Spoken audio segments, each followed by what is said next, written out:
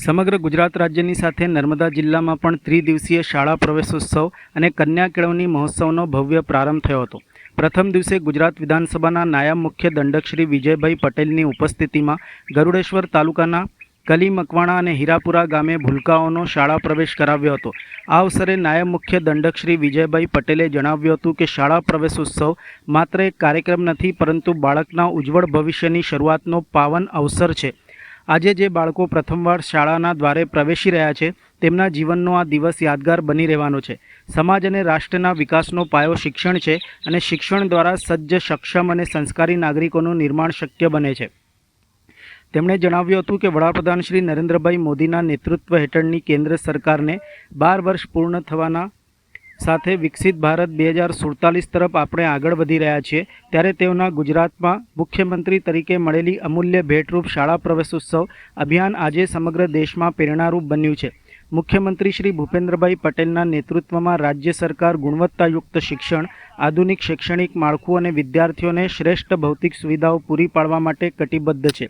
શ્રી પટેલે વાલીઓને સંબોધતા જણાવ્યું કે બાળકના સર્વાંગી વિકાસમાં વાલીઓની ભૂમિકા અત્યંત મહત્વપૂર્ણ છે. બાળકોના અભ્યાસ, સંસ્કાર અને વ્યક્તિત્વ ઘડતરમાં વાલીઓએ સમય ફાળવવો જોઈએ. બાળકોને સતત પ્રોત્સાહન આપવું જોઈએ. તેમની સિદ્ધિઓને બિરદાવવી અને મુશ્કેલીઓમાં તેમને માર્ગદર્શન આપવું એ દરેક વાલીની ફરજ છે. આ વેળાએ શાળામાં વિવિધ ક્ષેત્રે શ્રેષ્ઠ દેખાવ કરનાર બાળકોને મહાનુભાવોના હસ્તે સન્માનિત કરવામાં આવ્યા હતા. શાળાના બાળકોએ વિવિધ વિષયો ઉપર અમૃત વચન રજૂ કર્યા હતા. કાર્યક્રમ બાદ શાળા પરિસરમાં મહાનુભાવોના હસ્તે વૃક્ષારોપણ પણ કરવામાં આવ્યું હતું અને બાદમાં એસએમસીના સભ્યો સાથે બેઠક યોજી શાળાની પ્રવૃત્તિઓ અંગે વિગતવાર ચર્ચા કરી હતી. કાર્યક્રમ દરમિયાન ગ્રામ્યજનો, વાલીઓ અને શિક્ષકોએ બાળકોને નિયમિત શિક્ષણ અપાવવા તથા શાળામાં સકારાત્મક શૈક્ષણિક વાતાવરણ નિર્માણ કરવા સંકલ્પ વ્યક્ત કર્યો હતો. શાળાના શિક્ષકો દ્વારા વિદ્યાર્થીઓ માટે ઉપલબ્ધ વિવિધ શૈક્ષણિક સુવિધાઓ અને સરકારની કલ્યાણકારી યોજનાઓ અંગે માહિતી આપવામાં આવી હતી.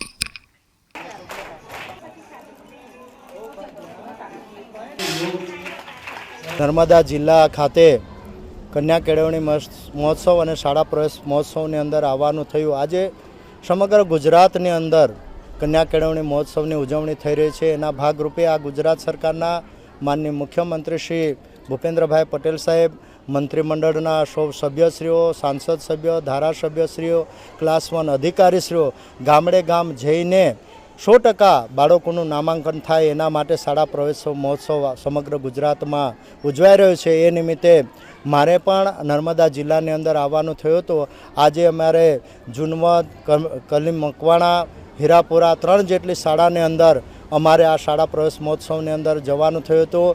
અમારા સૌ સંગઠનના પદાધિકારીઓ, અધિકારીઓ મોટી સંખ્યામાં આગેવાનો ઉપસ્થિત રહ્યા હતા અને ખાસ કરીને જે શાળાની અંદર જવાનું થયું ત્યાં શાળાના શિક્ષક મિત્રોએ ખૂબ પ્રયાસો કરીને સારું શિક્ષણ અને સંસ્કાર આપ્યું છે એવું મને પ્રતીત થાય છે. અને આ આદિવાસી વિસ્તારની અંદર 100% નામાંકન થાય અને ડ્રોપ આઉટ રેશિયો ઘટે એના માટે આ દેશના વડાપ્રધાન નરેન્દ્રભાઈ મોદી સાહેબે જે કન્યા કેળવણી મહોત્સવની શરૂઆત કરી, જેના કારણે આજે અમારા આદિવાસી વિસ્તારની અંદર પણ ડ્રોપ આઉટ રેશિયોની અંદર ખૂબ ઘટાડો થયો છે.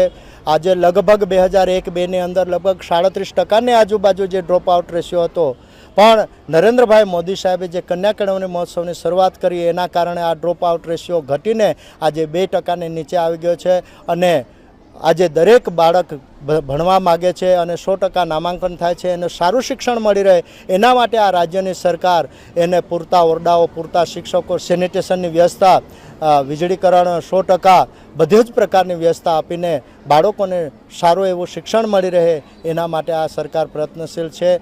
ફરીથી આ દેશના વડાપ્રધાન શ્રી મોદી સાહેબનો અને આ રાજ્યના મુખ્યમંત્રી શ્રી ભૂપેન્દ્રભાઈ પટેલ સાહેબ અને નાયબ મુખ્યમંત્રી શ્રી હર્ષભાઈ સાહેબ સંઘવી સાહેબની સરકારનો અમે ખૂબ આભાર માનીએ છીએ કે એમણે અમારા આદિવાસી વિસ્તારની અંદર પણ ખૂબ સારી એવી સગવડ અમારા આદિવાસી બાળકોને શિક્ષણ માટે કરી છે. એમનો ખૂબ